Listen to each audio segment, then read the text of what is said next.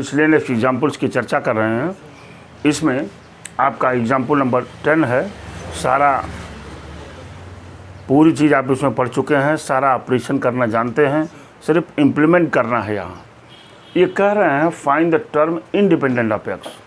आपको एक ऐसे टर्म को बताना है जो इंडिपेंडेंट ऑफ एक्स हो, यानी एक्स उसमें ना हो, ठीक है ना, एक्स से स्वतंत्र टर्म होगा इन द एक्सपेंशन ऑफ इतना।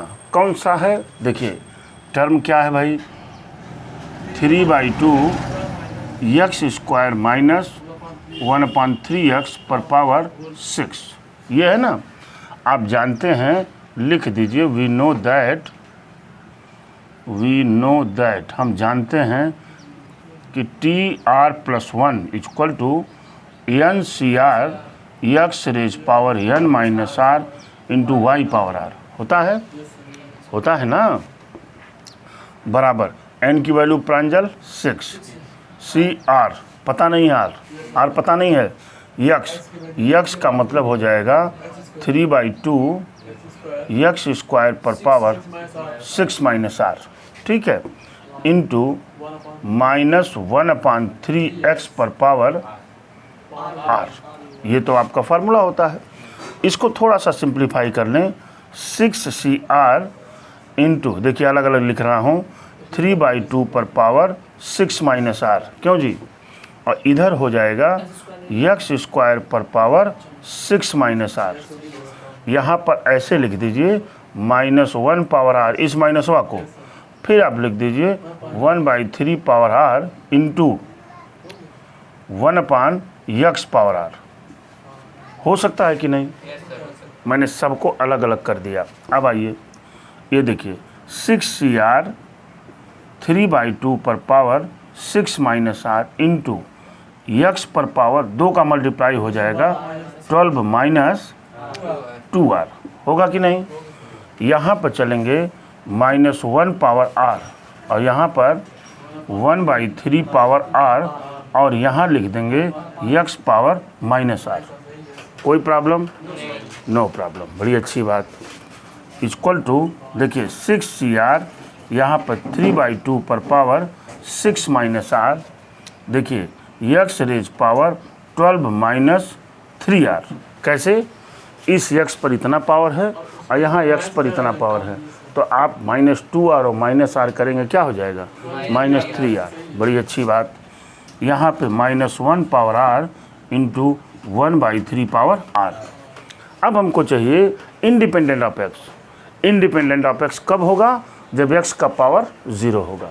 बोलिए, अभी हम x के पावर को 0 कर दें तो x पावर 0 इक्वल टू 1 हो जाएगा, यानी इस कोफिशिएंट से x गायब हो जाएगा कि नहीं? बोलिए। अब आप यहाँ लिख देंगे फॉर, देखिए फॉर इंडिपेंडेंट ऑफ x, देखिए फॉर इंडिपेंडेंट ऑफ x के लिए 12 माइनस 3r बराबर 0, ये इम्प्लाइज करेगा 3r इक्वल टू 12 और अगेन इम्प्लाई करेगा r इक्वल टू 4। क्यों जी, 4 हो गया। अब ये कह रहा हूँ उस टर्म को बताइए, तो जो टर्म इसके बाद बच रहे हैं वो तो इसके कोफिशिएंट हो जाएंगे। तो यहाँ पर क्या लिखेंगे आप, 6C4 हो गया और यहाँ पर आ जाएगा 3/2 पर पावर 6 माइनस 4 यानी 2, है ना जी। ये तो 1 हो चुका है। अब देखिए -1 पर पावर 4 जब होगा तो प्लस हो जाएगा ये, क्यों, -1 पर पावर, इसीलिए अलग कर दिया था इसको। -1 पर पावर 4 होगा तो क्या हो जाएगा, प्लस हो जाएगा, यानी 1/3 पर पावर 4। कोई बात तो है नहीं। अब 6 की वैल्यू निकाल लीजिए, यहीं निकाल लेते हैं। देखिए फैक्टोरियल 6/4 फैक्टोरियल इंटू 2 फैक्टोरियल, ये हो जाएगा 6 इंटू 5, हाँ 15 हो गया। बड़ी अच्छी बात। इसकी वैल्यू कितनी हो गई, 15 इंटू, ये हो जाएगा बेटा, हाँ 9/4 इंटू 1/, ये हो जाएगा 9 इंटू 9, होगा कि नहीं? बोलिए। अब ये 9 और ये 9 कट जाएगा ना, और 3 5 जा 15, 3 3 जा 9, कितना मिल रहा है 5/12। दिस इज आंसर ज़रा चेक कर लीजिए बुक में, क्या इतना दिया इन्होंने। देख रहे हैं ना कितना इजी क्वेश्चंस है, थोड़ा सा आपको ध्यान देना था और आपने इसको सॉल्व कर दिया। कुछ है क्या इसमें, इंडिपेंडेंट ऑफ एक्स निकालना था, यानी एक्स का पावर जब 0 हो जाएगा तो जो भी कोफिशिएंट आएगा वो इंडिपेंडेंट ऑफ एक्स होगा। इसका मतलब एक्स इससे स्वतंत्र होगा, इसका मतलब एक्स उसमें रहेगा नहीं। नोट करिए इतना, फिर हम आगे की बात देखिए। एग्जाम्पल 11 की बात कर रहे हैं। If the coefficient of a raise power r minus 1, a पर power are, a r plus 1 is the expansion of 1 plus a power n r in arithmetic progression. इनके जो भी कोफिशिएंट हैं इनके वो किस में हैं, अर्थमेटिक प्रोग्रेशन यानी समांतर श्रेणी में हैं। ठीक है, पहली बात, अगर हैं तो इसको प्रूव कर देना है।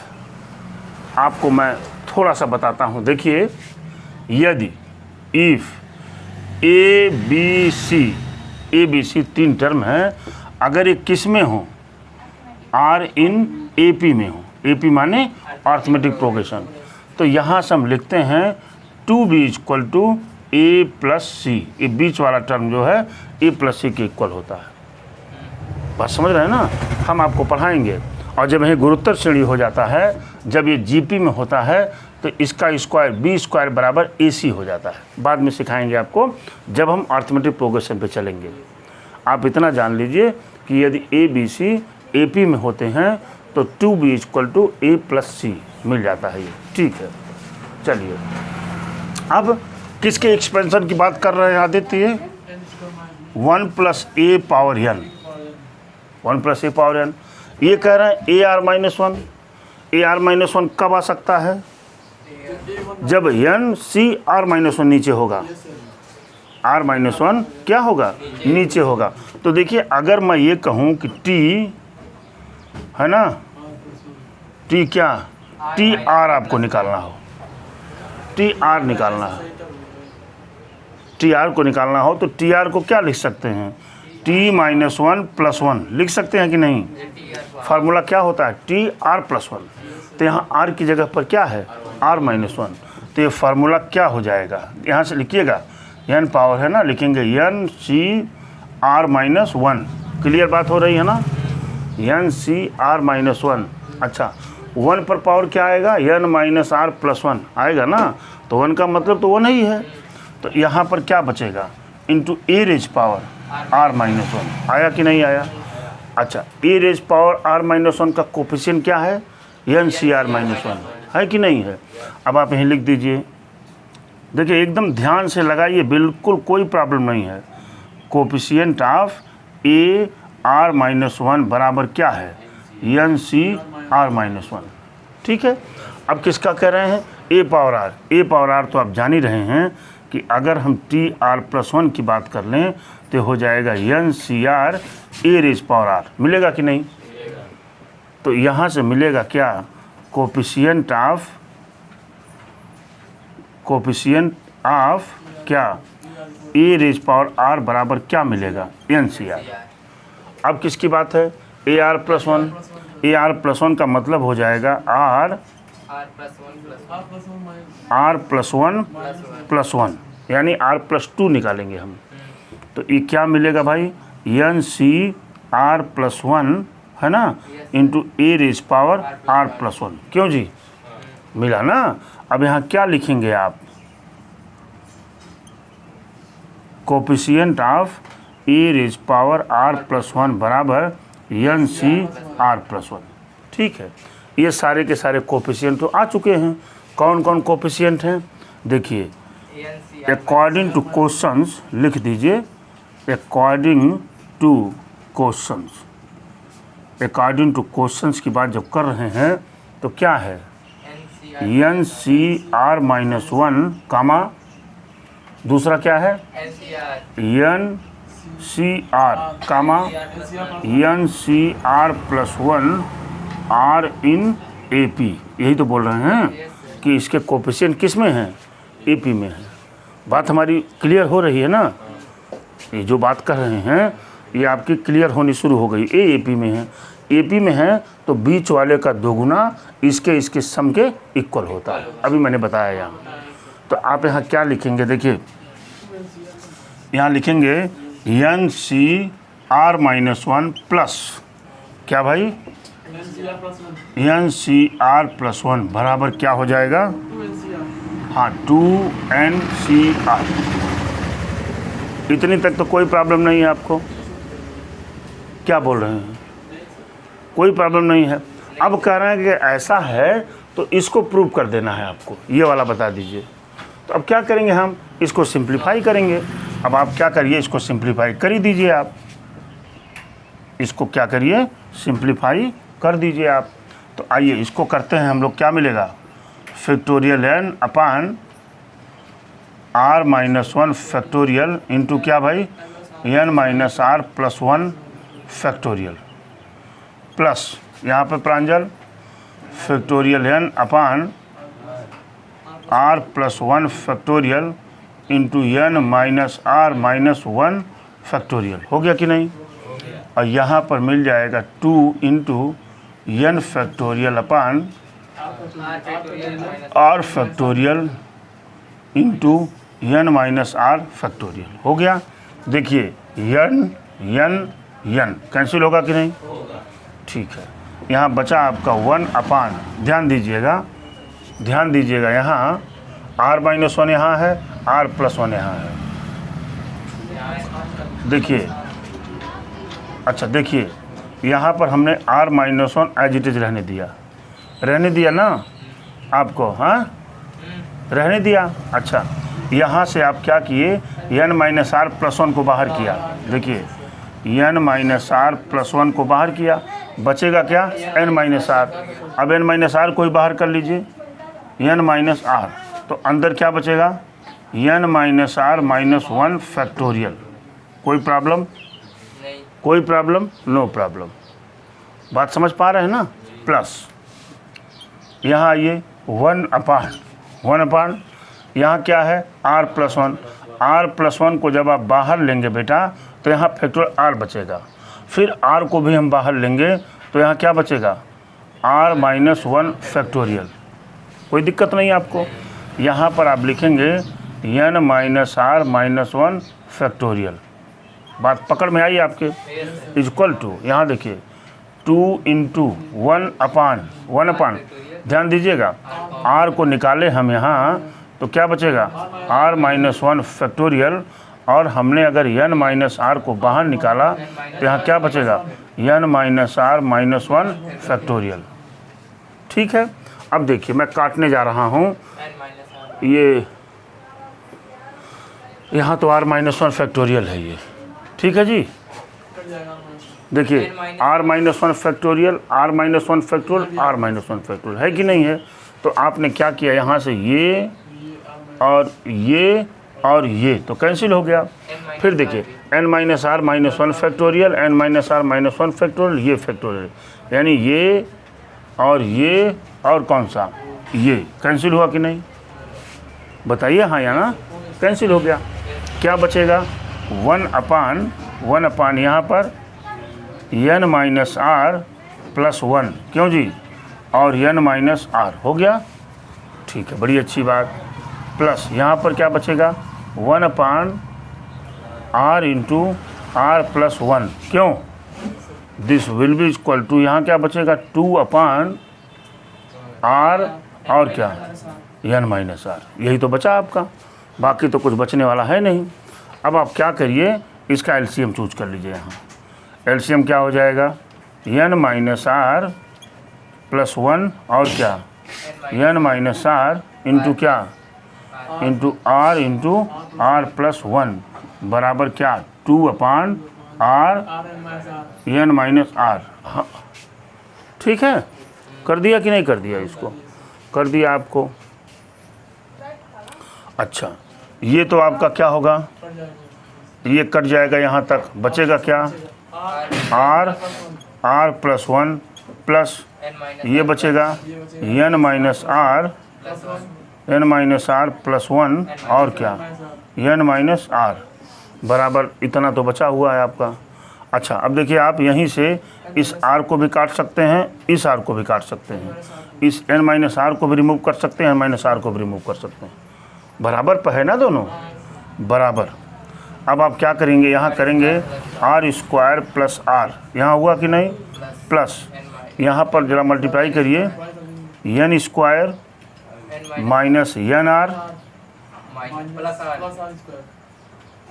अरे मर्दवा n square minus n r minus n r minus n r, अब प्लस क्या, आर स्क्वायर, इसका गुणा करिए प्लस एन माइनस आर, हो गया कि नहीं, बोलिए। इक्वल टू 2 ब्रैकेट में ये बचेगा, कौन सा, 2 ब्रैकेट में r प्लस 1 और क्या, n minus r plus 1। Clear है बात, हमने क्रॉस मल्टीप्लाई किया, बाकी कुछ नहीं किया है। इक्वल टू, तो आर स्क्वायर क्या हो गया, 2r स्क्वायर, हाई देखिए माइनस आर और प्लस आर यहीं रिमूव हो जाएगा, यहाँ क्या बचेगा, प्लस एन स्क्वायर, क्यों जी, माइनस 2nr, ये बच गया आपका, है ना। अब प्लस क्या हुआ, n, बराबर, समझ पाए ना हमारी बात। यहाँ पर 2 लिखिए आप, ज़रा मल्टीप्लाई कर दीजिए, क्या मिलेगा, nr माइनस आर स्क्वायर और प्लस क्या, r,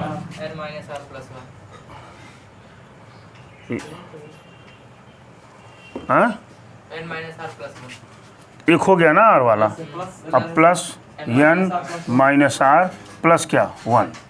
ठीक है, एक और आइडिया लगाते हैं, equal to 2r square plus n square minus 2nr plus n बराबर, यहाँ पे मिलेगा आपको 2nr minus 2r square plus 2r, 2r रुका, 2r plus 2n minus 2r plus क्या, 2, हो गया। चलिए बराबर, देखिए 2r स्क्वायर, इसको इधर लाएंगे, क्या हो जाएगा, 4r स्क्वायर, हो गया कि नहीं। अच्छा हाँ,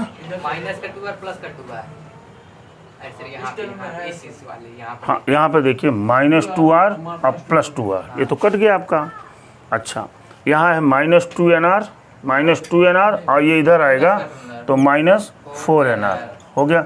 ये वाला और ये वाला सॉल्व हो चुका है, ये और ये दोनों सॉल्व हो चुका है। ठीक है, अब यहाँ पर लिख दीजिए प्लस एन स्क्वायर तो है नहीं, और ये देखिए प्लस एन करेंगे और इस 2 को जब इधर लाएंगे तो माइनस एन बचेगा ना, और क्या बचेगा, और 2 को इधर लाएंगे माइनस 2 बराबर 0। प्रूविंग पर ध्यान दीजिए, एन स्क्वायर को पहले कर लीजिए, क्या करिए, एन स्क्वायर को पहले किया, माइनस माइनस माइनस माइनस, अच्छा रुकिए, ये हो गया। अब आप इसमें और इसमें एन को कॉमन ले लीजिए, एन को जैसे ही कॉमन लेंगे क्या बचेगा, यहाँ 4r प्लस 1 बचा ना, और इसके बाद अभी तो बचा हुआ n 4r square plus 4r square minus 2 बराबर क्या, 0। देखिए यही प्रूविंग करनी थी आपको। देखिए हम जो है सिस्टमेटिक ढंग से चले और हमारा क्वेश्चंस का आंसर बिल्कुल आ चुका है। यहाँ मिल जाएगा आपको n square minus n bracket में 4r प्लस 1 और प्लस 4r स्क्वायर माइनस 2 बराबर 0। ये आपके प्रूविंग हो गई, प्रूफ क्या हो गई आपकी, प्रूफ हो गई। अब आप इसको नोट कर सकते हैं, बड़ा अच्छा क्वेश्चन था, बहुत अच्छा था। बता तो रहा हूँ आपको, इन सारे क्वेश्चनों को लगाने के बाद आपका ये चैप्टर सबसे स्ट्रांगेस्ट चैप्टर होगा, बहुत अच्छा फीडबैक मिलेगा आपको।